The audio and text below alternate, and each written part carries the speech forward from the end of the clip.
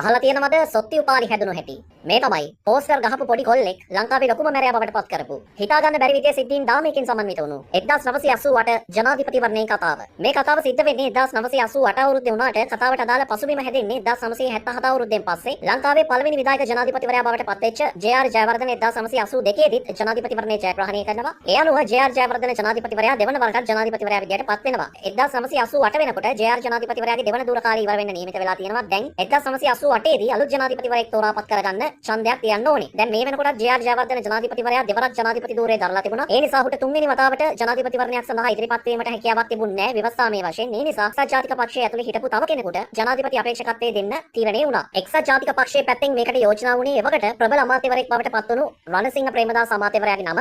ඒ අනුව ඔහුට පක්ෂයේ සියලු වගකීමුත් එක්ක ජනාධිපතිවරණ අපේක්ෂකත්වය ලැබෙනවා. ඊළඟට ශ්‍රී ලංකා නිදහස් පක්ෂය තමයි එවකට කරට කර එක්සත් ජාතික පක්ෂයත් එක්ක තරඟ වැදුනේ. ඔවුන්ගේ අපේක්ෂිකාව බවට පත් වෙන්නේ සිරිමාවෝ බණ්ඩාරනායක මැතිණිය. ශ්‍රී ලංකා මහජන පක්ෂය නියෝජනය කළා ඔසී අබේගුණසේකර ඉදිරිපත් වෙනවා. ප්‍රධාන අපේක්ෂකයෝ තුන්දෙනෙක් තමයි මේ 1988 ජනාධිපතිවරණය සඳහා නාම යෝජනා බාර දුන්නේ. මේ කතා කරන 1988 අවුරුද්ද කියලා කියන්නේ ලංකාව ප්‍රශ්න ගොඩක් නිසා ගිනිගත්ත කාල සීමාවක්. එක පැත්තකින් උතුරු නැගෙනහිර ත්‍රස්තවාදීන්ගේ ප්‍රශ්න හින්දා ඒ පැත්ත ගිනිගනිමින් පැවතුණා. තවත් පැත්තකින් ඉන්දු ලංකාවේ විසුම් අත්සන් කළා ඒ වගේ ප්‍රශ්නත් එක්ක දකුණ ගිනිගනිමින් තිබ්බ තව පැත්තක. ඒත් එක්කම තමයි ජනතා විමුක්ති පෙරමුණ විශේෂයෙන්ම එවකට දේශප්‍රේමී ජනතා ව්‍යාපාරය ඇතුළු කණ්ඩායම් කීපයක් රට ඇතුලේ දැඩි අරගලයක නිරත වෙලා හිටියා. භීෂණකාරී වටපිටාවක් තමයි සරලව නිර්මාණය වෙමින් පැවතුනේ. අවියායු දතටගත් තරුණියෝ ඉබාදාති දුවමින් හිටියා. මේ වගේ ප්‍රශ්නත් එක්ක කොළඹ විතරක් නෙවෙයි මුළු රටම ඇවිදලා තිබුණේ. ඔය ඔක්කොම ප්‍රශ්න එක්ක එක්සත් ජාතික පක්ෂය ඇතුලේ සෑහෙන ලොකු ප්‍රශ්න ගණනාවක් තිබුණා. විශේෂයෙන්ම ආර් ප්‍රේමදාස අමාත්‍යවරයාට මේ ජනාධිපති අපේක්ෂකත්වය ලැබෙනවත් එක්කම මේකට සතුටු නැති පිරිසක් හිටියා. ඒගොල්ලෝ හීන් නූලෙන් මේකට විරුද්ධව වැඩ කරන්න පටන් අරන් තිබුණා. ඒ කියන්නේ පක්ෂය ඇතුලේ තවුල් ජංජාලයක් බවට පත් වෙලා තිබුණේ. ඉතින් ඔය ඔක්කොම ප්‍රශ්නත් එක්ක තමයි 1988 දෙසැම්බර් මාසේ ජනාධිපතිවරණය පවත්වන්න දින නියම කරගන්නේ. ජනාධිපතිවරණයට දින නියම වුණාට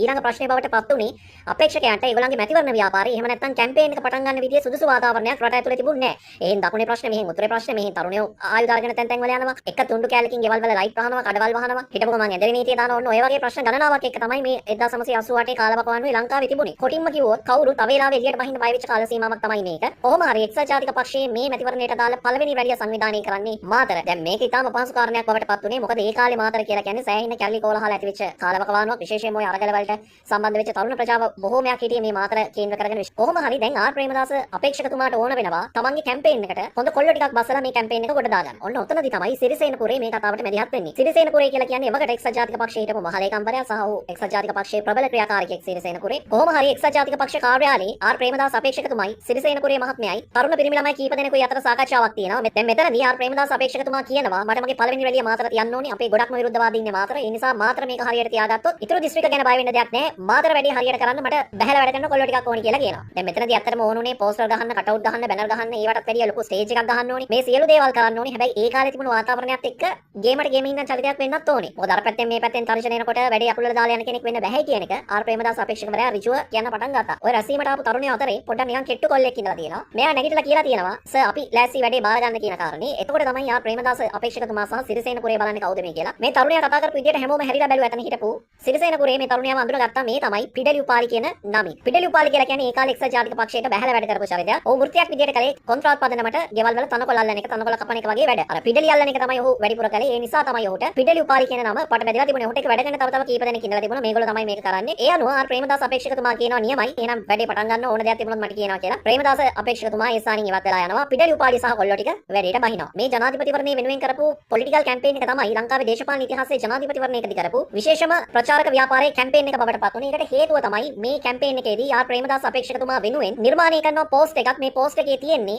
මේ කවුද මොනවද කරන්නේ කියන වාක්‍යය. මේ කවුද මොනවද කරන්නේ කියන වාක්‍යය ඇතුළත් වෙලා තිබ්බ පෝස්ටරේ මුළු මාතරම හෙල්ලිලා යන මට්ටමට හැමතැනම අලවන්න පිඩලි උපාලි ඇතුළු කොල්ලෝ ටික සමත් වුණා. ඒත් එක්කම මුළු මාතරම හෙල්ලෙන විදිය ලොකු ස්ටේජ් එකක් ගහන්නත් පිඩලි උපාලි සහ එයාගේ කොල්ලෝ ටිකට හැකියාව ලැබුණා. සමහර තැන්වල පෝස්ටර් ඉරලා තිබුණා, කටවුට් කපලා තිබුණා. හැබැයි මේ හැම දෙයක්ම විනාඩි කිහිපයක් ඇතුළතදී යථා තත්ත්වයට පත් කරන්න පිඩලි උපාලි සහ පිරිසට හැකියාව ලැබෙනවා. නියමිත දවස උදා වුණා. ආර් ප්‍රේමදාස අපේක්ෂකතුමා මාතර රැළියට ආවා. හිතුවටත් වඩා හොඳට මාතර රැළිය සාර්ථක වුණා. මෙතනදී යම් කතාවක් ගිහිල්ලා තිබුණා මේ මාතර රැළියට ප්‍රහාරයක් එල්ල වෙන සූදානමින් තියෙනවා කියන කාරණා. හැබැයි පිඩලි උපාලි ඇතුළු පිරිස මේක ලස්සනට වැඩේ ගාට් කරලා තිබුණා. කිසිම ප්‍රශ්නයක් ඇති නොවන මට්ටමට ඉතාම සාර්ථකව මාතර ජනරලි ඉවර වුණා. මේකෙන් පස්සේ පිඩලි උපාලිගේ වැඩ ගැන ආර් ප්‍රේමදාස අපේක්ෂකතුමා සෑහෙන්න සතුටු වුණ බව කියවෙනවා සහ තමන්ගේ කැම්පේන් එකේ වැඩි කොටසක් මෙහෙයවීමේ වගකීමක් මේ පිඩලි උපාලිය ඇතුළු කොල්ලෝ ටිකට ලැබෙනවා. පිඩලි උපාලිය ඇතුළු කොල්ලෝ ටිකගේ දායකත්වයෙන් එක්සත් ජාතික පක්ෂයේ මැතිවරණ ව්‍යාපාරය ඉතාම සාර්ථකව යන්න පටන් අරගෙන තිබුණා. අනිත් පැත්තෙන් සිරිමාව බණ්ඩාරනායක අපේක්ෂකතුමිය සහ ඔසිය අබේගුණසේකර කියන දෙදෙනාම තමන්ගේ කැම්පේන් එක පටන් අරගෙන තිබුණා. හැබැයි කිසිම කෙනෙකුට එක්සත් ජාතික පක්ෂයේ කැම්පේන් එකත් එක්ක කරට කර තරඟ කරන්න බැරි වුණා. කොහොම වුණත් මේ කාල සීමාවෙදිම ලංකාව ඇතුලේ තව පෝස්ටරයක් ඇලවෙන්න පටන් ගත්තා. දේශප්‍රේමී ජනතා ව්‍යාපාරය කියන නමින් මේ පෝස්ටරේ කියුනේ මව්බිම නැත්තම් මරණය කියන නමින්. තවත් පෝස්ටර් ඇලවෙන්න පටන් ගත්තා.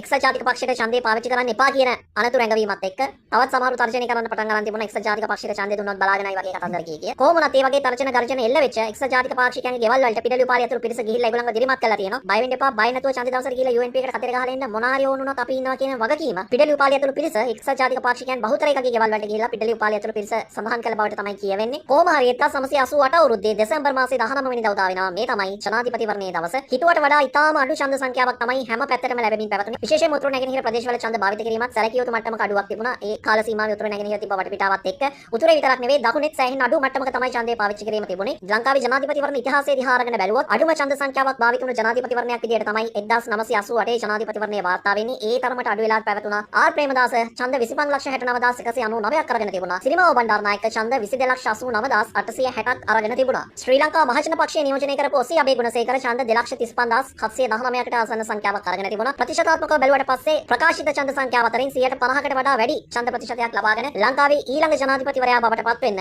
ආර් ප්‍රේමදාස මහත්මයා සමත් වෙලා තිබුණා. ආර් ප්‍රේමදාස ලංකාවේ ජනාධිපතිවරයා බවට පත් වුණා. දියුරුම් දුන්නා. පිඩලි උපාලියට මොකද උනේ? දැන් මෙච්චර කාලයක් වූ බැනර් ගහපු, කටවුට් ගහපු, බත් බෙදපු, ස්ටේජ් ගහපු, ගුටි කාගෙන මැරීගෙන කැම්පේන් එක කරපු පිඩලි උපාලි මෙච්චර කාලයක් හිටියේ තිරෙන් පිටිපස්සේ. අන්න ඒ පිඩලි උපාලි චරිතයක් බවට පත් වෙන්නේ මේ ජනාධිපතිවරණ ජයග්‍රහණයෙන් පස්සේ. එච්චර කාලයක් පිඩලි උපාලි එහෙම නැත්නම් නිකන් උපාලි කීකේ හිටපු මිනිස්සයා එතනින් පස්සේ සොත්ති උපාලි බවට පත් වෙනවා සහ ලංකාවේ පාතාලයේ ඇතුලේ ගෝඩ් ෆාදර් කෙනෙක් බවට පත් වෙනවා. මෙතනින් පස්සේ දිගින් දිගටම සොත්ති උපාලි කියන නම ලංකාවේ මාධ්‍ය ඇතුලේ අහන්න දකින්න ලැබෙනවා. හැබැයි ඒ හොඳ දේවල් වලට නම් නෙවෙයි. පිඩලි උපාලිට සොත්ති උපාලි කියන නම හැදෙන්න හේතුවක් වුණා කියලා කියවෙන්නේ ඔහුගේ එක අතක තිබ්බයි කියන ආබාධ තත්ත්වයක් සහ ඒකට තව හේතු ගණනාවක් තියෙනවා. ගොඩක් තැන්වල සඳහන් වෙන්නේ ඔය අතේ තිබුණු ආබාධය නිසා ඔහුට සොත්ති උපාලි කියන නම පාවිච්චි කරා කියන කාරණේ. කොහොම වුණත් සොත්ති උපාලි කියන නම ඊට පස්සේ ලංකාවේ මාධ්‍ය ඇතුලේ වැඩි වශයෙන් අහන්න දකින්න ලැබෙන්න පටන් ගන්නවා. පිඩලි අල්ලල්ලා තනකොළ කප කප හිටපු පිඩලි උපාලි සොත්ති උපාලි බවට පත් වෙලා කරලියට එන්නේ මේ 1988 ජනාධිපතිවරණයෙන් පස්සේ. එතනින් එහා මොකක්ද උනේ කියන කාරණේ අපි වෙනම වීඩියෝ එකකින් කතා කරමු.